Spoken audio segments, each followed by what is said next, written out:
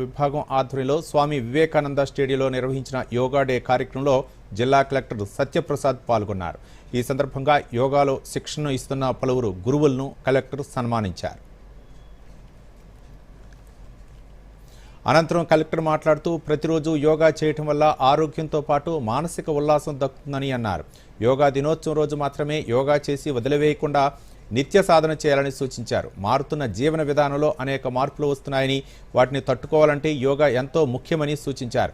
ప్రపంచవ్యాప్తంగా యోగాకు ప్రాముఖ్యత పెరిగిందన్నారు.